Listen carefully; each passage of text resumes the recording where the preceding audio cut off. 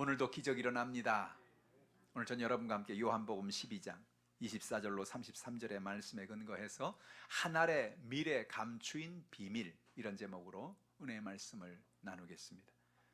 농부는 봄이 되면 씨를 들고 나가 땅을 개간을 하고 그 씨를 땅에 뿌리지요. 땅에 뿌려진 씨는 그 축축한 땅 속에 있으면서 점점 겉이 썩고 죽어갑니다. 그런데 놀라운 일이 일어나죠. 조금 있다가 그 씨 안에서는 새싹이 돋아나오는 것입니다. 꼭 죽어버렸던 것 같은 마른 그 씨앗 안에서 새싹이 나와서 그것이 흙을 뚫고 나와서 줄기를 만들고 잎을 만들고 그리고 아름다운 열매를 맺게 되는 것입니다. 예수님께서는 오늘 우리에게 한 알의 밀이 땅에 떨어져 죽지 아니하면 한 알 그대로 있고 그것이 땅에 떨어져 죽으면 많은 열매를 맺는다고 말씀하셔서 우리에게 놀라운 영적인 진리를 오늘 이야기해주고 계시는 것입니다. 이 본문의 말씀이 우리 주는 진리의 말씀이 무엇일까요? 첫 번째로 한 알의 밀에는 생명의 비밀이 감추어져 있다는 것입니다. 예수님은 이 땅에 한 알의 밀과 같이 이 땅에 죽으러 오셨다는 거예요. 한 알의 밀 안에 생명이 들어져 있지 않습니까? 그런 것처럼 예수님이 이 땅에 오셔서 죽으심으로 말미암아 우리에게 영원한 생명을 주신다는 것을 바로 비유의 말씀으로 그 한 알의 밀에 대한 이야기를 하시는 거죠. 로마서 3장 23절 24절은 말합니다. 모든 사람이 죄를 범하였음에 하나님의 영광에 이르지 못하더니 그리스도 예수 안에는 속량으로 말미암아 하나님의 은혜로 값없이 의롭다 하심을 얻은 자 되었느니라 그랬습니다. 모든 것이 은혜입니다. 여러분, 어떻게 그렇게 될까요?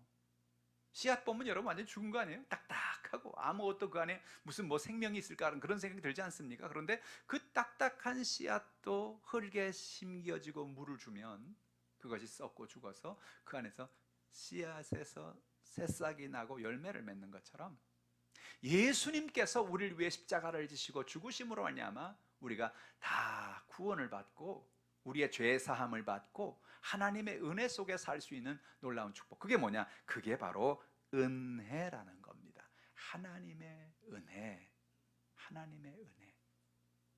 여러분, 저 여러분 오늘도 은혜로 살고 있는 겁니다.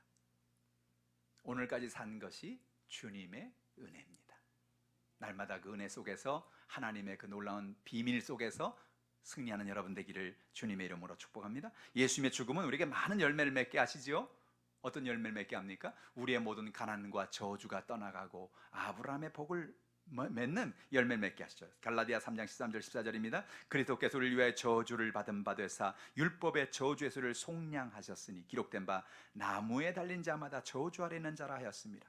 이는 그리스도 예수 안에서 아브라함의 복이 이방인에게 미치게 하고 또 우리로 하여금 믿음으로 말미암아 성령의 약속을 받게 하려 함이라 그랬어요. 예수님이 저주를 받았습니다.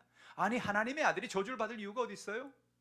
그 저주는 어떤 저주입니까? 정말로 수치스러운 저주의 죽음입니다. 그 수많은 사람들 앞에서 완전히 발가벗겨서 십자가의 형으로 죽는다는 것은 정말로 수치스럽고 저주스러운 죽음입니다. 어떤 사형수도 이 죽음만은 피하려고 하는 것이죠.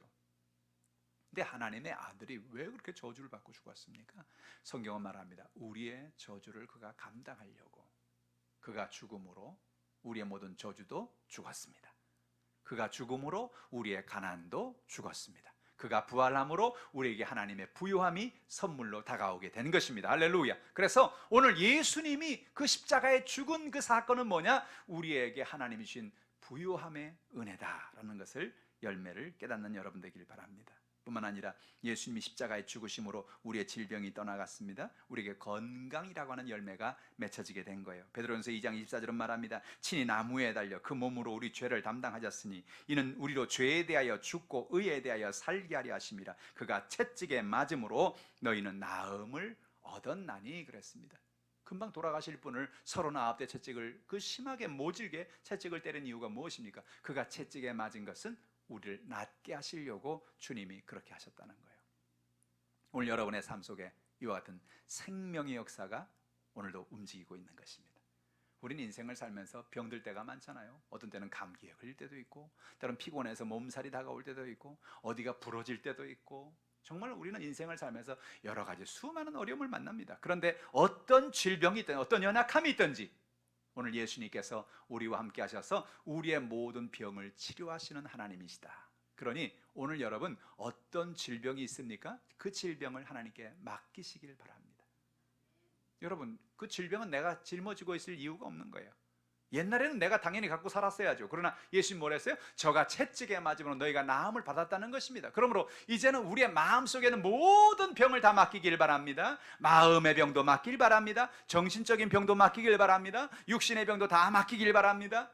왜? 예수님이 채찍에 맞음으로 나는 나았다고 선포하셨기 때문에 나은 열매가 여러분 삶에 나타나게 되는 것입니다.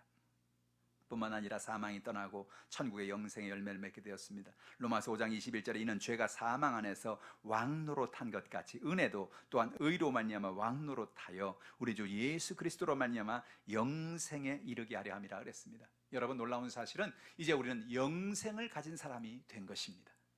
저와 여러분이 예수를 믿는 순간 이미 우리 안에 영생이 있습니다. 할렐루야.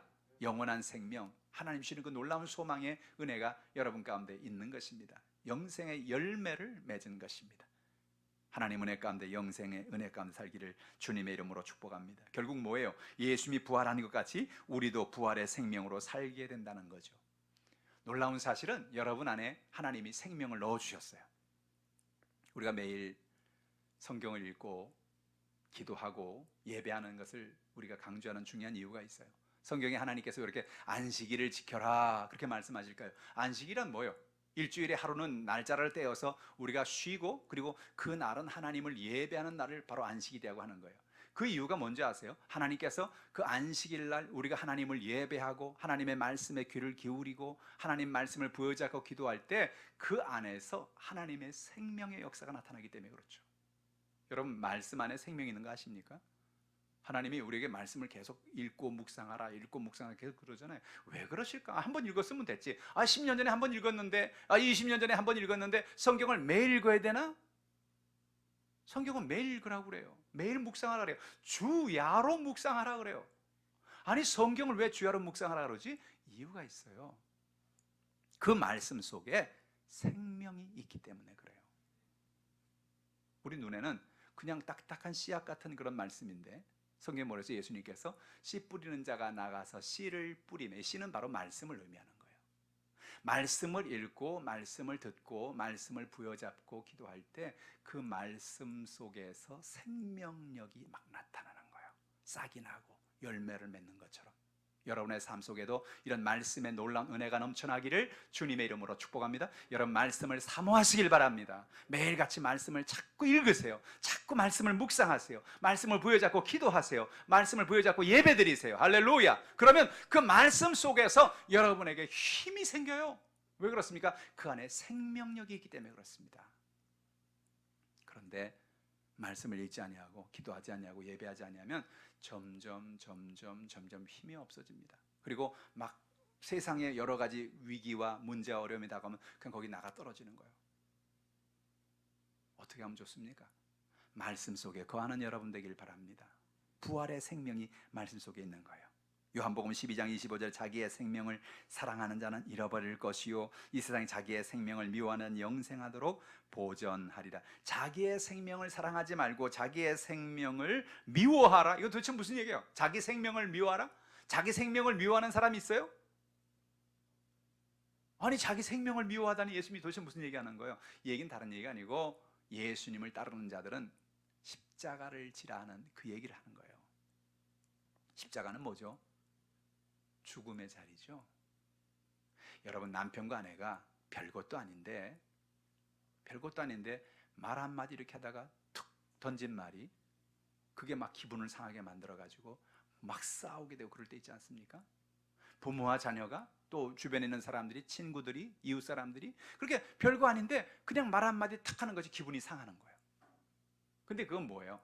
우리도 모르게 우리 마음속에 그런 기분을 상하게 만드는 그런 많은 배후의 역사가 있다는 거죠. 뭡니까? 마귀가 지금도 살아서 우리의 삶의 배후에서 역사하고 있는 거예요.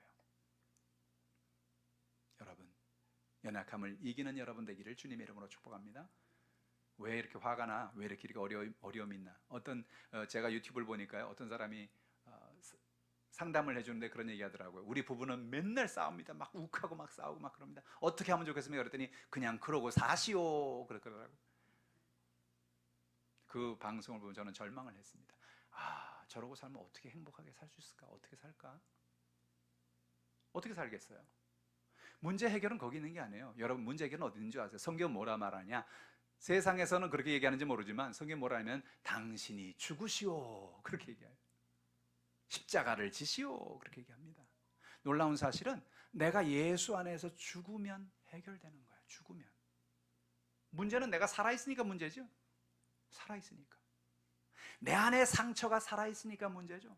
내가 죽으면, 내가 십자가에 죽으면 내가 죽고 내 안에 상처가 죽고 내 안에 거절감이 죽고 내 안에 분노가 죽고 내 안에 나의 연약함이 죽는 거예요. 그럼 어떻게 돼요? 그 다음에 갈등과 연약함이 사라지는 거죠.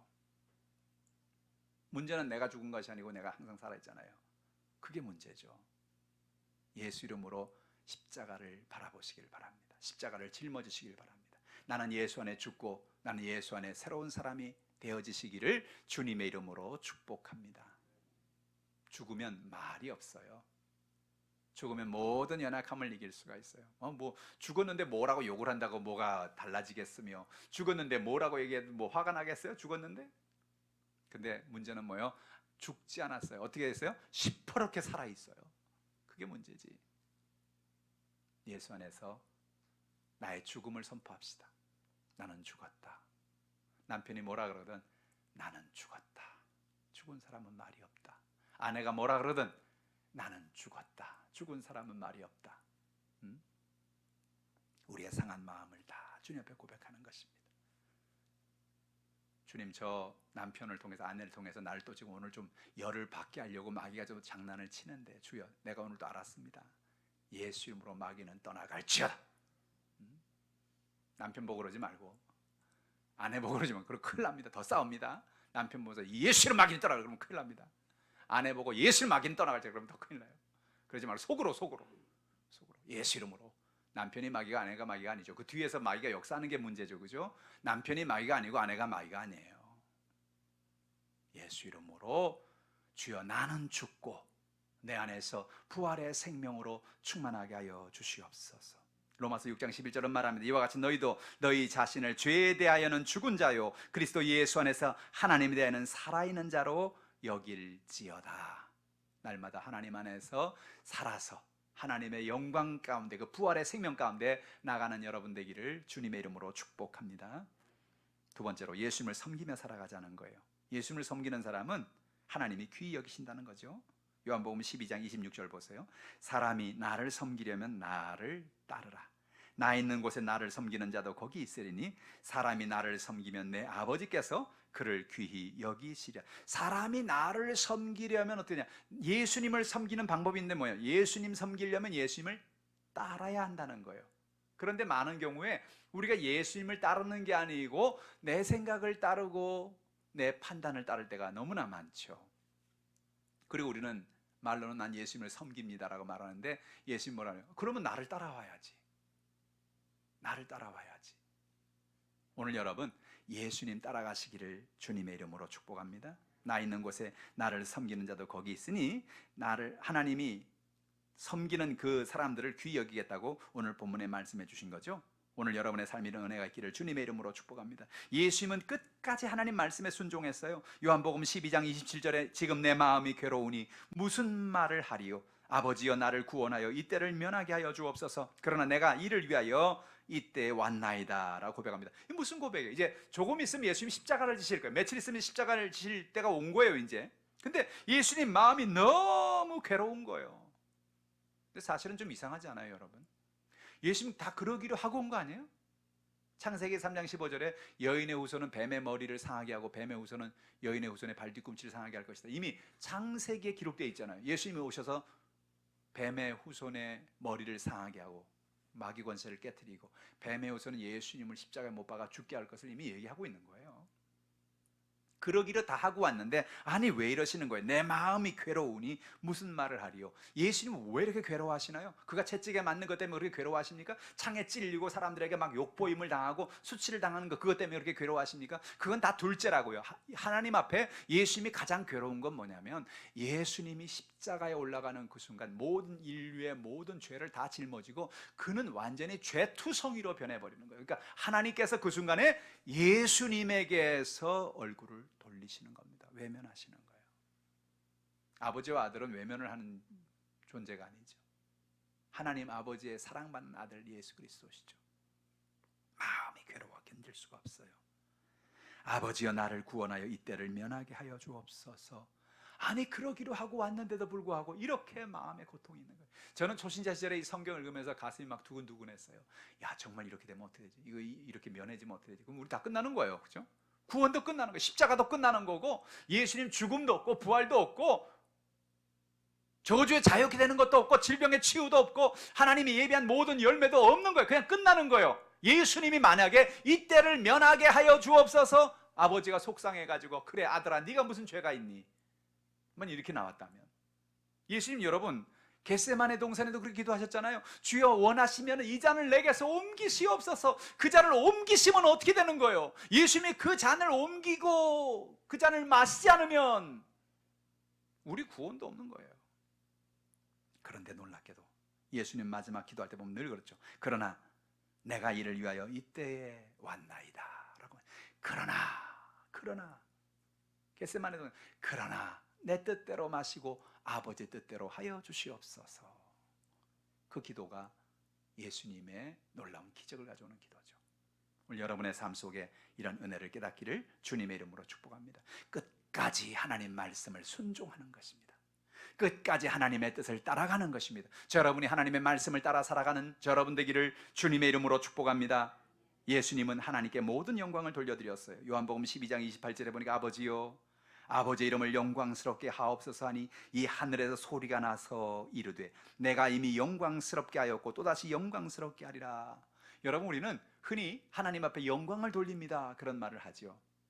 영화배우가 큰 상을 받을 때 많은 시상 앞에서 하나님께 영광을 돌립니다. 여러분 그 말하는 게 쉬운 게 아니에요. 왜냐하면 영화를 보는 사람 가운데 하나님 믿는 사람도 있지만 하나님 안 믿는 사람도 있잖아요. 그 말 했다가 하나님께 영광 돌립니다 했다가 저 사람 하나님 믿어? 나 이제부터 팬 안 할래. 응? 난 이제부터 저 사람 싫어할래. 그럴 수도 있잖아요. 그러니까 사람들이 그 많은 사람 앞에서 많은 대중 앞에서 하나님께 영광 돌린다는 말을 한다는 것 자체가 쉬운 게 아니라고요. 예수님 자신도 모든 영광을 받을 만한 모든 환경을 다 갖췄어요. 많은 사람을 고쳤죠. 귀신을 쫓아냈죠. 죽은 사람 살렸죠. 사람들이 막 예수님만 모임 막 박수를 치는 거예요. 오 예수 그리스도 대단하십니다. 오 영광을 받으시옵소서. 그런데 여러분 그럴 때마다 예수님은 뭐라 해요? 패스합니다. 하나님 이 영광을 하나님께 패스해드립니다. 할렐루야. 하나님 앞에 영광을 올려드립니다. 하나님이 영광을 받아주옵소서. 여러분 인생을 살아갈 때 내가 영광 받고 싶어하는 그런 순간이 있을 수 있어요. 인생을 살면서 내가 사람들에게 인정을 받고 영광을 받고 당신 대단한 사람입니다. 당신 놀라운 일을 했습니다. 그렇게 우리가 영광 받고 싶어하는 그런 순간이 있을 수 있다니까요. 그런데 예수님은 그런 순간마다 그 영광을 하나님께 돌려드렸단 말이에요. 하나님께 영광을 다 돌려드렸단 말이에요. 영광을 받으시옵소서. 그러니까 하나님 뭐라 그러세요? 하늘에 소리가 나서 이르되 내가 이미 영광스럽게 하였고 또다시 영광스럽게 하리라. 할렐루야. 하나님이 이미 영광을 다 받으셨다는 거예요. 근데 뭐래요? 하늘에 소리가 나서. 우리는 대개 기도하면 여러분 하나님이 여러분에게 소리를 막 들려주시던가요? 어때요? 여러분 기도하실 때 하나님이 여러분 귀에서 소리로 이렇게 해라 그렇게 얘기하세요? 그러시나요? 거의 없어요. 그런 게 거의 없어요. 성경에도 보면 예수님께서 하나님의 음성을 들은 게 몇 번 안 돼요. 요단강에서 침례받을 때 하늘에 소리가 나길 이는 나의 사랑하는 아들이요 나의 기뻐하는 자라. 그때 소리가 났어요. 또 성경에 보면 오늘 본문에 하늘에 소리가 나서 내가 이미 영광스럽게 하였고 또다시 영광스럽게 하리라. 근데 평상시에는 예수님께서 새벽에 나가 기도하고 한낮에 기도하고 밤에 기도할 때 하나님이 이렇게 해라 저렇게 해라 소리가 나서 그런 얘기 없죠. 근데 하나님 말씀은 어떻게 알아요? 여러분 기도할 때 하나님의 음성을 어떻게 들어요? 하나님은요 대부분은 우리가 기도할 때 우리 안에 내적인 음성으로 말씀을 하십니다. 내적인 음성이라는 것은 우리가 기도할 때 우리에게 주시는 어떤 생각, 우리 마음에 떠오르는 어떤 마음, 이것이 하나님이 때로 우리의 마음에 주시는 대부분의 하나님의 인도하심이고 하나님의 음성이에요. 근데 어떤 경우에는 하나님이 이와 같이 확실하게 소리로 이렇게 대답하실 때가 있어요. 할렐루야. 그렇게 자주 있는 건 아니에요. 그러나 분명히 오늘 본문은 뭐라 말합니까? 하늘에서 소리가 났다 그랬어요. 내가 이미 영광스럽게 하였고 또다시 영광스럽게 하였다. 하나님의 음성이 들렸는데 놀라운 사실은 뭐예요? 이 음성을 알아들은 분은 누구밖에 없어요? 예수님밖에 없다고. 성경 그 다음 절 보세요. 뭐예요? 사람들이 천둥이 울렸다고 하고 어떤 사람은 천사가 말을 했다는, 뭔 말인지 모르게 어떤 소리가 막 왕왕왕왕 울리는데 이게 뭔 소리인지 모르겠는 거예요. 들어본 적이 없는 소리예요. 무슨 얘기예요? 들어본 적이 있는 사람만 그 소리를 들을 수가 있다. 하나님의 음성을 들어본 사람만이 그것이 하나님의 음성인 것을 분별할 수가 있다. 우리가 하나님의 음성을 듣는, 하나님의 인도하심을 받는 분별력 있는 신앙생활 하시기를 주님의 이름으로 축복합니다. 자꾸 들어야 돼요. 하나님 음성을 자꾸 들어야 돼요. 하나님 음성을 자꾸 들을 때 이게 하나님 음성이구나, 이게 하나님의 역사하시구나. 또 때로는 마귀도 말하잖아요. 마귀도 우리에게 내적인 말로, 우리 마음으로 마귀도 얘기하거든요. 그럼 여러분, 문제는 뭐냐? 이게 하나님으로부터 온 건지 이게 마귀로부터 온 건지 분간이 안 되는 거예요. 어떻게 분간해야 돼요? 그러면 하나님은요, 우리 마음 속에 내적인 음성을 주시고 말씀을 줄 때 우리 마음에 평안이 있어요. 기쁨이 있어요. 은혜가 있어요. 근데 마귀가 주는 거는요, 불안해요. 평안이 없어요. 무슨 일이 일어날 것 같아. 분명히 내가 음성을 들은, 내 마음에 무슨 생각이 다가왔는데 기도하고 분명히 있었는데, 그건 뭐예요? 그건 마귀가 우리에게 가져다 주는 이야기죠. 여러분, 하나님의 음성을 들으시기를 주님의 이름으로 축복합니다. 모든 영광을 하나님께만 돌리기를 축원합니다. 셋째로, 예수님은 십자가의 은혜로 사람들을 구원으로 이끄실 것입니다. 이 세상의 임금인 마귀가 쫓겨나게 될 것입니다. 요한복음 12장 31절 말씀이죠. 이제 이 세상에 대한 심판이 이르렀으니 이 세상의 임금이 쫓겨나리라. 예수님이 십자가를 지는 사건, 예수님이 하늘의 미랄이 되어 죽고 그가 십자가를 지는 사건으로 말미암아 열매가 맺어지는데, 그 열매가 어떤 열매냐? 이 세상 임금이 쫓겨나는 역사가 나타나게 된다는 거예요. 이 세상 임금이 누구예요? 마귀를 말하는 거예요. 마귀는 떠나가는 것입니다. 여러분, 예수 이름으로 마귀를 대적하시길 바랍니다. 야고보 4장 7절은 말합니다. 그런즉 너희는 하나님께 복종할지어다 마귀를 대적하라. 그리하면 너희를 피하리라. 여러분, 마귀를 대적하시길 바랍니다. 마귀는 이미 실패한 존재입니다. 언제? 예수님이 십자가를 지는 그 순간에 마귀의 권세는 이미 깨어졌어요. 그런데 여전히 마귀는 뭐예요? 아닌 것처럼 속이는 거예요. 자기가 여전히 능력 있는 것처럼 속이는 거예요. 여전히 와서 너 내가 누군 줄 알아? 내가 너를 막 죽일 수도 있어. 내가 너를 막 힘들게 할 수도 있어. 마귀는 와서 우리에게 역사하는. 그런데 여러분, 놀라운 사실은요, 예수 이름으로 마귀를 쫓아내면 마귀는 한 길로 왔다 7길로 떠나갈 수밖에 없는 거예요. 이야, 네가 내 정체를 알고 있구나. 내가 패배한 것을 알고 있구나. 할렐루야. 예수 이름으로 마귀의 권세를 쫓아내기를 주님의 이름으로 축복합니다. 예수님이 십자가에 들릴 때 사람들을 예수님께로 이끄시겠다는 겁니다. 요한복음 12장 32절 보세요. 내가 땅에서 들리면 모든 사람을 내게로 이끌겠노라. 예수님이 하늘의 미랄이 되어 죽음으로 다가온 축복인 것입니다. 예수님이 십자가에서 죽으심으로 모든 사람을 주님 앞으로 이끄는 역사가 나타나게 됩니다. 그것이 요한복음 3장 14절 15절에도 말했죠. 모세가 광야에서 뱀을 든 것 같이 인자도 들려야 하리. 들린다는 게 뭐예요? 십자가를 진다는 거죠. 들려야 한다. 이는 그를 믿는 자마다 영생을 얻게 하려 하심이라. 할렐루야. 예수님이 십자가는 괜히 진 것이 아닌 것입니다. 그를 믿는 사람에게 영생을 주시기 위해서 예수님이 십자가를 지신 거예요. 그러니까 오늘도 여러분, 저 여러분이 예수를, 그 십자가에 달린 예수를 믿으면 어떤 일이 일어납니까? 우리 가운데 영생의 놀라운 역사가 나타납니다. 영원한 생명의 역사가 임하는 것입니다. 여러분은 삶 속에 이 놀라운 은혜를 깨닫기를 주님의 이름으로 축복합니다. 십자가의 은혜로 어둠이 사라지고 우린 빛 가운데 살게 되는 것입니다. 요한복음 12장 36절 말씀이에요. 너에게 아직 빛이 있을 동안에 빛을 믿으라. 그리하면 빛의 아들이 되리라. 예수께서 이 말씀을 하시고 그들을 떠나가서 숨었다고 말씀합니다. 예수님이 아직 빛이 있을 동안에 빛을 믿어라 그랬습니다. 빛을 믿는다는 게 뭐예요? 아니 예수를 믿어라 그러면 알겠는데 빛을 믿어라? 여러분 빛이 믿음의 대상이에요? 빛을 믿으라가 뭐예요? 왜 예수님 빛을 믿으라 그러셨죠? 빛을 믿으라는 그 빛은 바로 예수 그리스도를 말하는 거예요. 뭐라 그랬어요? 요한복음 8장 12절에 예수께서 또 말씀하시되 나는 세상의 빛이니 나를 따르는 자는 어둠에 다니지 아니하고 생명의 빛을 얻으리라. 놀라운 사실은 여러분 예수님은 바로 빛 그 자체이신 거예요. 예수님 안에는 빛이 있어요. 왜 우리가 여러분 복음을 전하는 줄 아십니까? 아주 중요한 얘기입니다. 잘 들어보세요.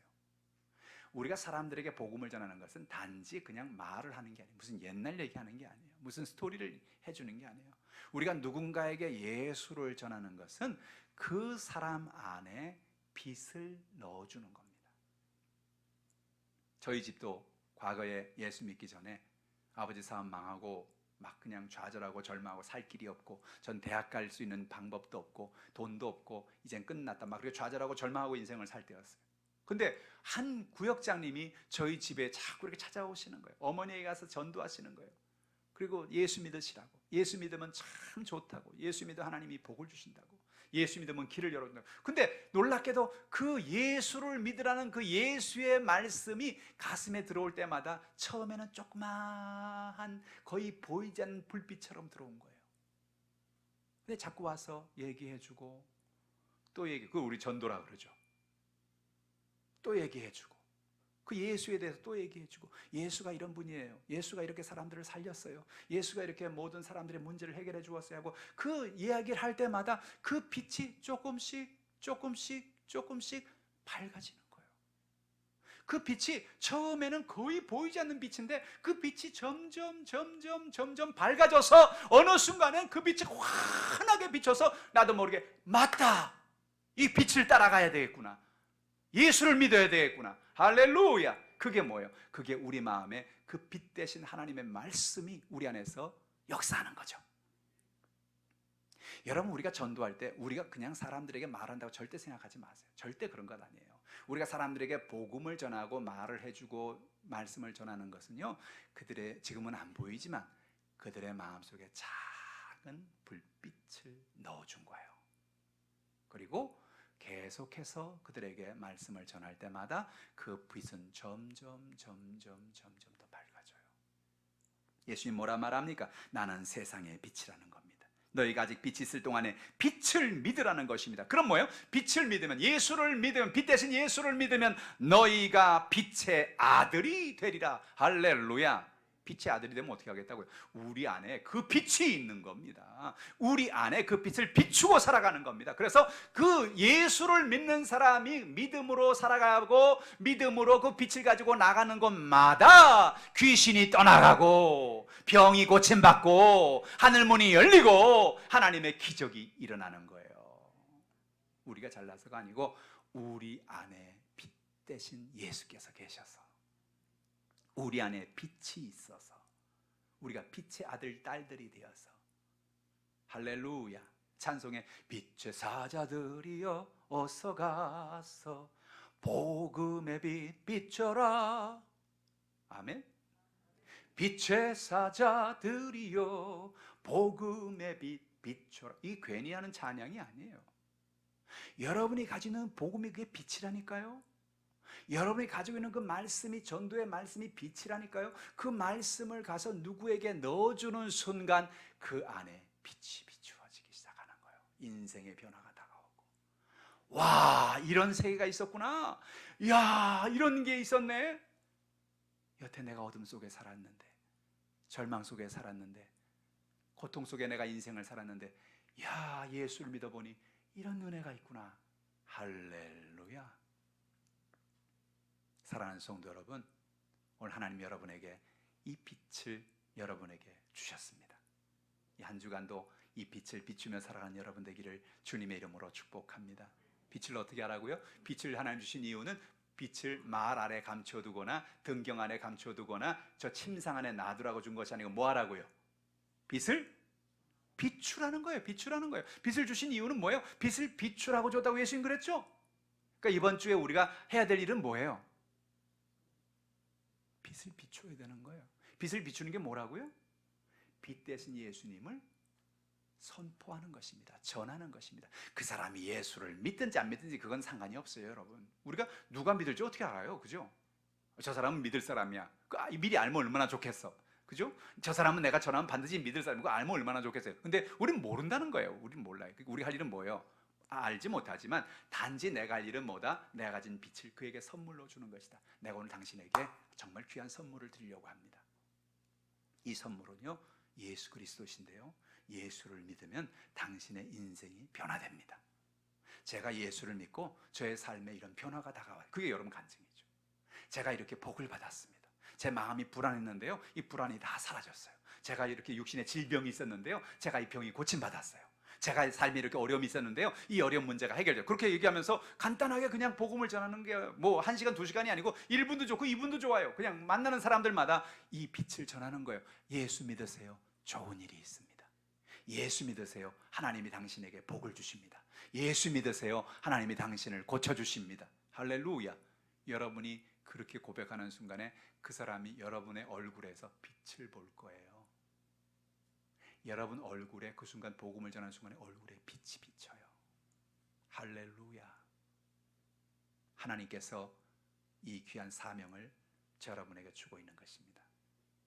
나는 기도합니다. 주여, 우리가 이 코로나 이 시국에 정말 어려운 시국이잖아요.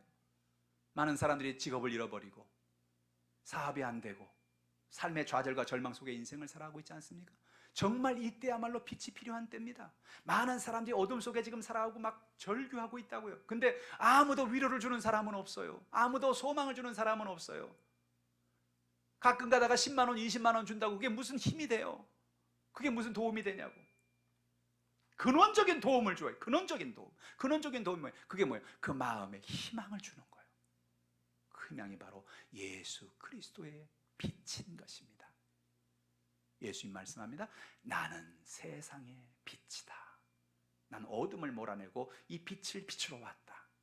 너희들이 먼저 이 빛을 받아들이고 그리고 이 빛을 사람들에게 전하라. 할렐루야. 저는 기도하기는 이제 코로나가 끝나고 나면 여의도 순복 하남교회 동서남북 원근각처에서 수많은 사람들이 몰려오게 하여 주옵소서. 코로나 기간에는 몰려오지 않게 하여 주시옵소서. 몰려오면 큰일 나요. 40명 이상 들어오면 안 돼. 코로나 때는 몰려오지 않게 하시고 코로나가 끝나고 나면 몰려오게 하여 주옵소서. 그렇게 기도하고 있어요, 요즘에. 근데 여러분, 몰려오려면 어떻게 해야 돼요? 지금부터 씨앗을 뿌려야 돼요. 그렇죠. 지금 씨앗을 뿌려야 가을에 열매를 맺잖아요. 지금부터 만나는 사람마다 자꾸 전도하세요. 복음을 전하세요. 우리 교회에 있는 교회 홈페이지, 유튜브 사이트 그런 거 자꾸 알려주세요. 들어보라고.